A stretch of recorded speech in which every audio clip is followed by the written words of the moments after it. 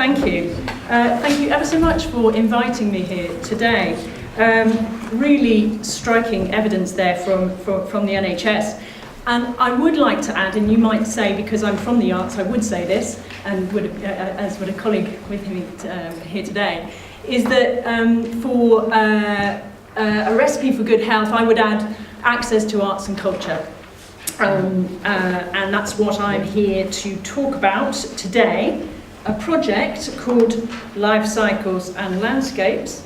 And this has come out of work that we've been doing from around sort of 2006-07 with the Dorset AONB, and colleagues from the Dorset AONB are here today. And so it's a huge thank you to them for where we've got to with this particular project.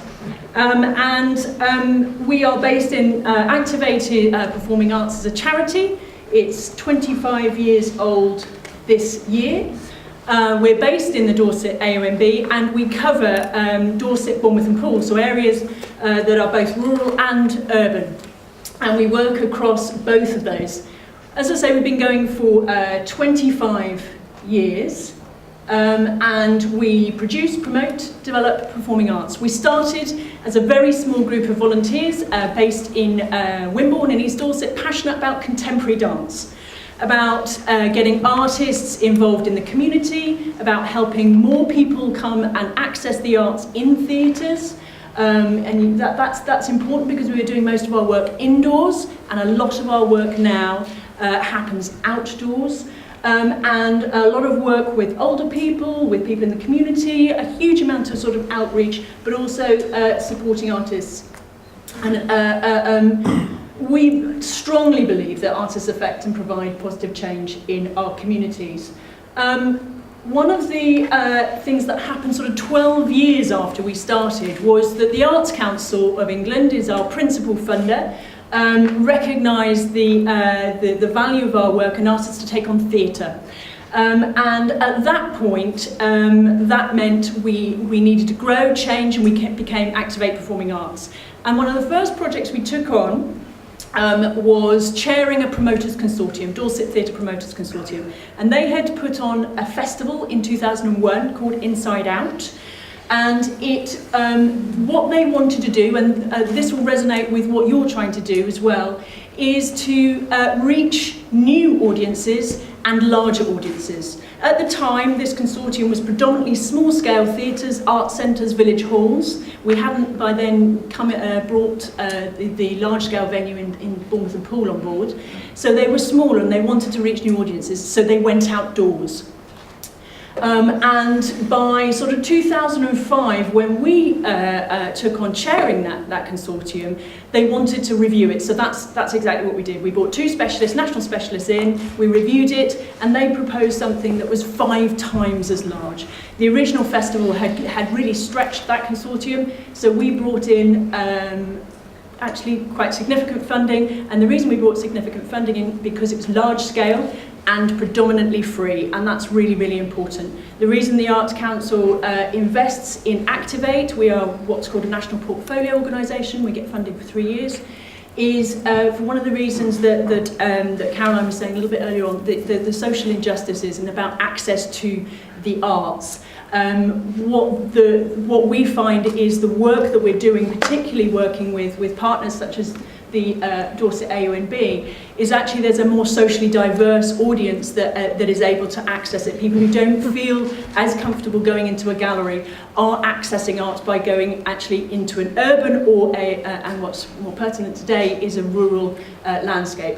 This is an image of a company, an integrated, inclusive company that we run with young people, so just sort of highlighting the range of community work that we do. We set it up about 2007 again. It's young people, some of whom are disabled and some who are not, and they take part in our festival as well. You can see here, this is in Bournemouth, and they were performing outdoors. One of the early speakers was talking about how visuals we communicate well with visuals. So I've put some visuals in here of some of the work that you'll see in the landscape. Here was a piece that we did We've now called it Inside Out Dorset to make it in terms of placemaking. There's a lot of inside out projects around the country.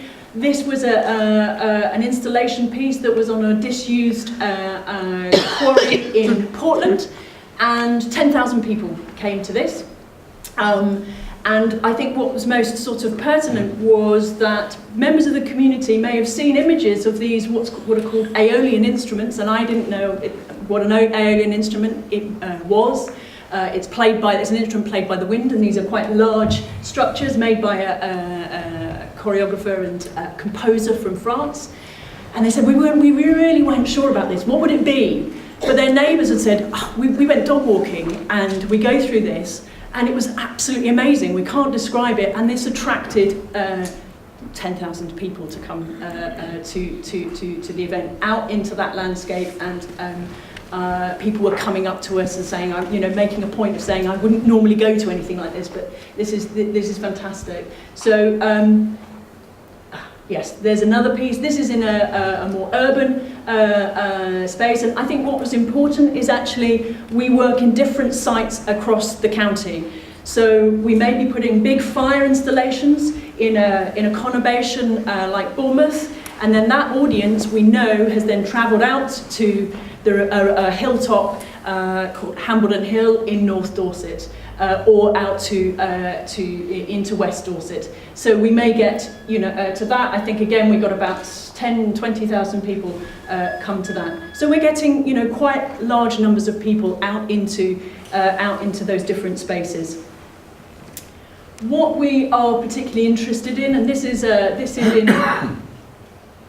down on a cliff top, so we brought several hundred people down at night onto a cliff top. Nobody fell off, so we've got really good production managers, really professional people working on it, in case you're nervous about that. But that was a commission with a local artist that projected against the cliff tops there, and with a Polish accordion player who was every time he did it, he got a little bit more dangerously up the side of the cliff, so we didn't get a bit nervous ourselves. But again, we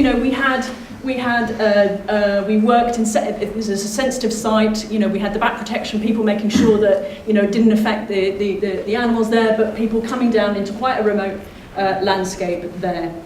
What we're interested in is, I'm sure you've heard the term before, the active spectator. People who are encouraging people to either participate, because we have a strong participatory program that wraps around these events, and we'll encourage them then to come down either from their schools, from their communities. We do a program working with Dorchester Library around dementia. We work with Arts and Health South West. We're piloting a project this year working with Dorchester Hospital doing some sort of interactive live streaming from one of our sites into the hospital, to a children's ward and to a dialysis ward. And the idea of the active spectator is that they are actively engaged, either by working on something, as you were talking about a bit earlier, or actually coming out into the landscape. However they get there, by bus, train, car share, we're promoting, bike, they need to walk into that landscape and be part of it. And it was our 2014 festival where we started to work on the South Dorset Ridgeway Landscape Partnership. And this, one of the early speakers was saying how important collaboration is. We're a relatively small charity actually, and we couldn't do our work without working in collaboration. So we were a partner on the South Dorset Ridgeway Partnership, and in our 2014 festival, we commissioned some small-scale pieces of work with 9 artists, and it was really important for us to work with the team at the Dorset OMB who could bring those specialists to inform the work of the artists. So it was archaeologists, Dorset History Centre, the landowners, the stewards, the farmers, depending on the piece of work that was made, would need a different specialist to come and inform them. And obviously the team from the South Dorset Ridgeway, James and Jill and Sue, all fed their, Dorset and Dorset Wildlife Trust, they're all feeding their knowledge into the artists. And we created a trail for 3,000 people to come into quite a remote landscape in around sort of Little Briddy, a place I'd never been to. I've lived in Dorset for nearly 20 years, and that's what I love about this job. It'll take me into little places that I hadn't been before, and that was a really, really successful project. I'm going to skip on from that one till the end. That's a film I'm going to show you which documented the festival last year, but I'll leave that to the end, and I'm hoping we're going to have enough time for that. And what's happened as a result of that? Those artists that were commissioned in 2014 their work is now travelling around other festivals across the country. Greenwich and Docklands International Festival last weekend, a company called Gobbledygook with ear trumpets, a lovely image which I can show you another time. The work that they've been doing with the Bink and Bumps, sort of sound under the landscape, is now travelling all across the country. So the South Dorset Ridgeway Partnership is travelling around the country through the medium of the arts. And one artist was out in a festival in the Netherlands with a piece that had been brought to Dorset last year. So that's really fantastic. This year's festival, it takes place every 2 years. It's biennial because it takes us that much time to fundraise for it, to ensure that it's free. We've used the model that we worked on with the Dorset AONB to do a very similar commissioning project on Hengistbury Head, which is just, well, it's actually part of Bournemouth Borough Council. And this is going to be about sort of the theme of climate change as well, and we've commissioned 8 artists. So that sort of, the legacy of that work is really strong. The project, one of the artists that we worked with in 2014 on the South Dorset Ridgeway was a company called And Now. And they made a piece called Barrow. I've got an image of it a bit later on. The work was so sort of resonant and beautiful and really drawn from the landscape. The South Dorset Ridgeway is evocatively named the ceremonial landscape, which I think is very beautiful. And they created a piece that was evoking the sort of burial grounds and the sense of, and sort of, you're contemplating death actually when you were sitting in this barrow, and I'll show you which was very, very beautiful and thoughtful. It was a small piece of work, but actually because of the strength of the partnership with the Dorset AONB and the strength of of And Now's work, we wanted to create something more ambitious. Normally our funding doesn't allow us to commission large-scale pieces of work. We're able to present large-scale, but actually commissioning, putting the money into producing large-scale pieces of work is beyond us. So there was a particular funding pot from Arts Council that came up, which was opportune. So what we put to Dorset AONB and to your national association, Landscapes for Life, was a national project. And this is about engaging and working together between arts and environment, about engaging people in the landscape. So it will follow the Icknield Way. I'm sure many of you are familiar with that, as a narrative structure between Dorset and Norfolk. What we want to do is sort of develop the work that we've been doing with Dorset and have a strategic agreement between Outdoor Arts and more AONBs. What the Arts Council, as a national body that has memorandums of understanding with other organisations like the National Trust, they're particularly interested in how some of you are already working with artists and arts organisations because there's such synergies there around the work. How this could help, do more of that, and obviously in the next sort of 3 years you'll be writing your strategic plans for the future. So we'd like to have sort of ongoing conversation with you about the strength of our work and yours together. So what it will entail is a new artistic creation, and there'll be a number of interventions in the landscape. Performative, visual, digital, live artists. The work hasn't been made yet, it's a new commission, so we can't say exactly what it's going to look like, but it will be drawn from the landscape. And we also want to embed talent development, and this is about, and also sort of professional development for artists but also for people working in the landscape as well. We've got, this tells you a little bit about who the partners are. I think I've mentioned this. We've got funding. We've got 367,000 from the Arts Council, which is conditional on bringing in match funding. And we've just Tom from Dorset OMB and I went to meet with HLF the other week, and it was a very positive meeting. So we're going to be submitting a bid to them, and these are the partners. And we are in some very positive conversations with Cranbourne Chase, North Wessex Downs, Chilterns and Norfolk. And then our other partners are Norfolk and Norwich Festival, which is a major festival up in that area, who are also working outdoors and see the strength of that, doing more work outdoors because of their ability to reach new audiences. Uro Festival, which is an absolutely amazing festival, which I can't emphasise enough that I'm sure nearly everybody here would love, because it's a very unique festival on an island, one of the Frisian Islands in the north of the Netherlands, that is, Oerol means everywhere. And they, as a festival, have been going for the same amount of time as Glastonbury. Because they work in the natural landscape, they are the organisation on the island that actually do the environmental audit for the island every year. So they are very, very embedded in the community.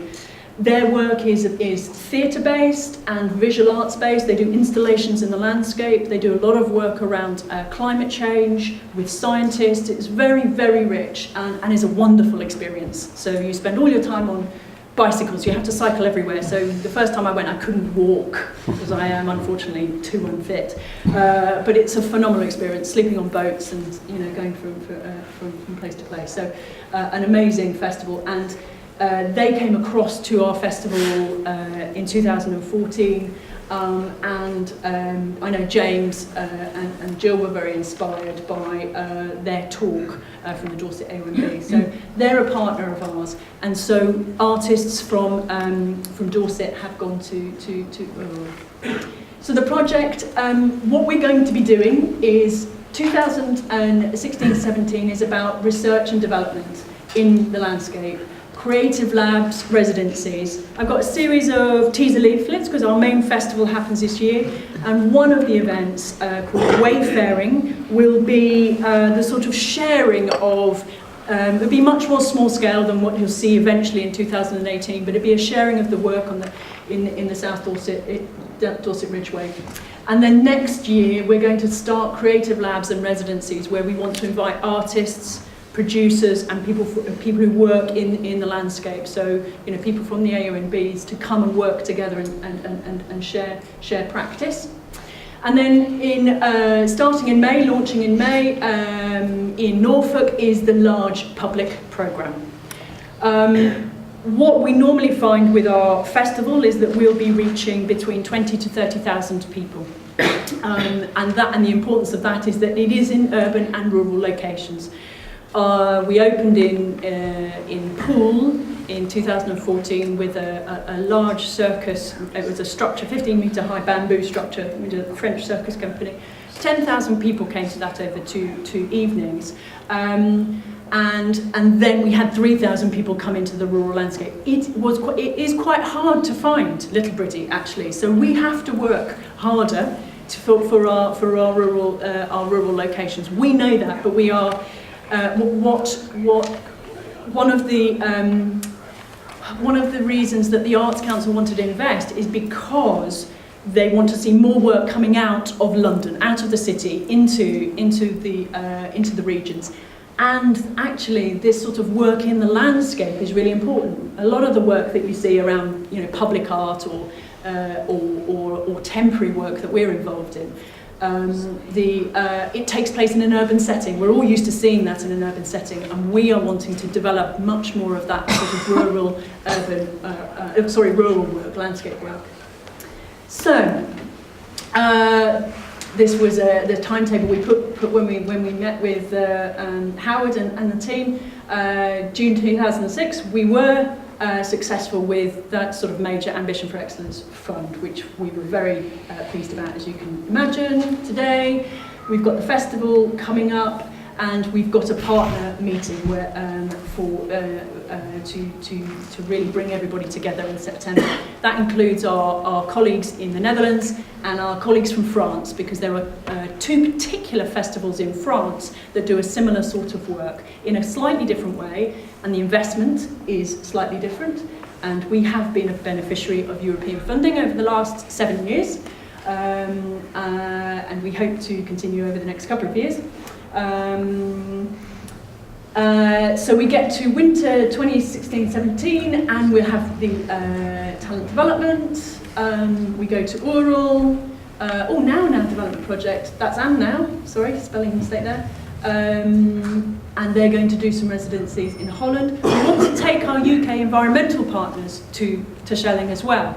I was talking to Tom this morning and just sort of kind of saying, we can't put you on one of these boats, they are too small. It's fine for me, I'm only 5 foot something or other, but if you're any bigger, you know, it's quite cramped, so we have to look at accommodation for that.